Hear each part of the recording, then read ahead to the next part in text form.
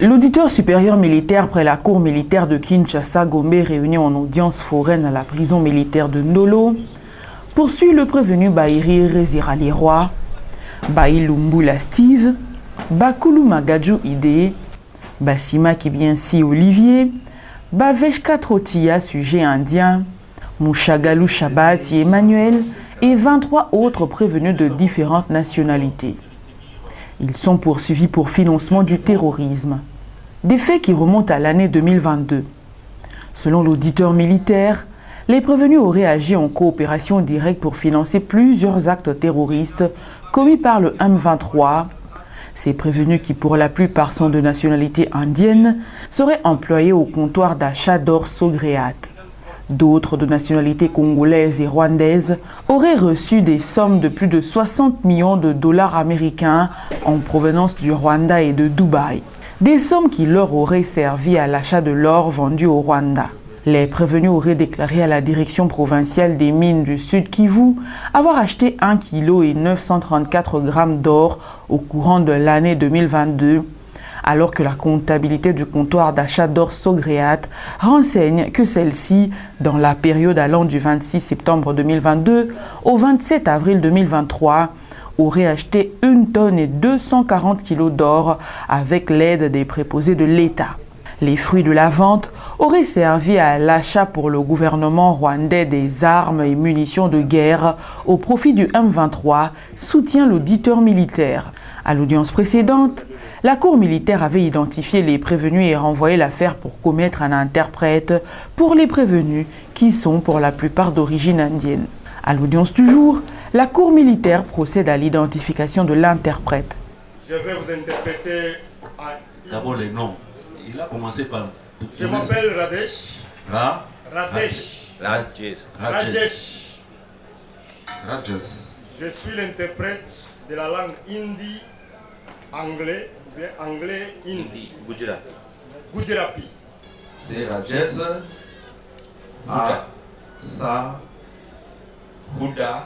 Huda Rajesh Hassan Bhai. Huda Rajesh Hassan Bhai. Hassan Bhai.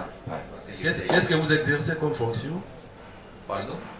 What is your job? My normal, I'm a commercer and I'm a volunteer interpreter for the Indian Embassy.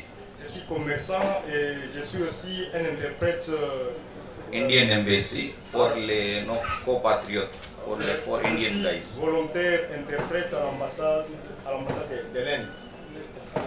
Les avocats des parties prévenus Nabintu et Bakulu déposent un mémoire unique qui contient quelques préalables, notamment l'irrecevabilité de la présente action et la violation du principe de la légalité des infractions pour absence d'un des éléments constitutifs de toute infraction. Et ils soutiennent que l'élément matériel de tentative de financement du terrorisme imputé aux prévenus Nabintu et Bakulu n'apparaît nulle part dans la relation des faits incriminés et n'est renseigné dans aucune pièce du dossier. Ils sollicitent de la Cour d'accorder une liberté provisoire pour les prévenus Nabintu et Bakulu. Je voudrais demander au président si nous ne pouvons pas aborder la question de notre requête en liberté provisoire qui agit au dossier pour nos clients.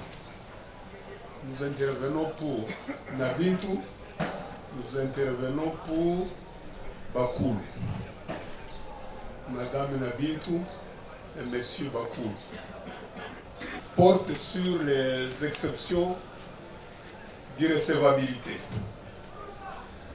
D'abord, notre premier moyen est tiré de la violation du principe de la légalité des infractions et des actes de participation criminelle.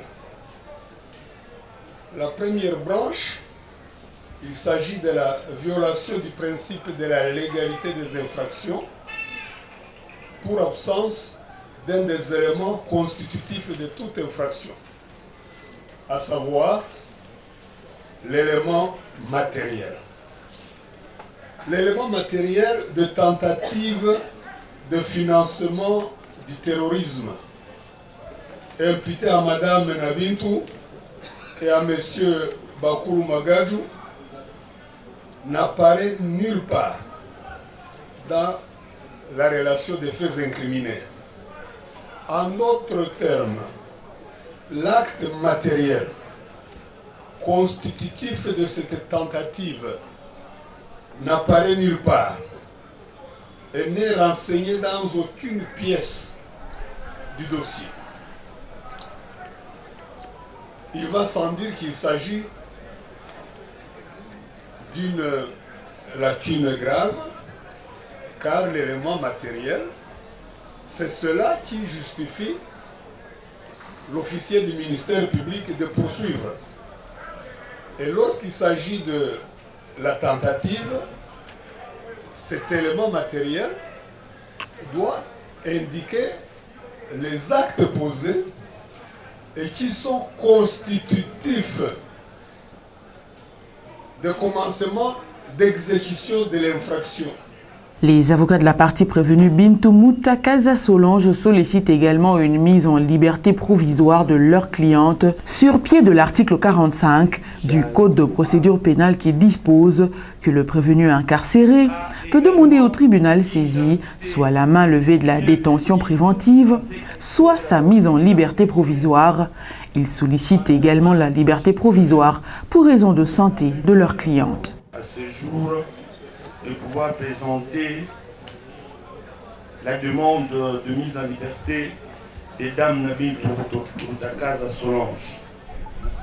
Monsieur le Premier Président, Monsieur le membre de la composition, Monsieur l'organe de la loi, sur le pied de l'article 45 du Code de procédure pénale qui dispose le prévenu incarcéré, ça c'est à l'alinéa 2, le prévenu incarcéré peut demander au tribunal saisi soit la main levée de la détention préventive, soit sa mise en liberté provisoire.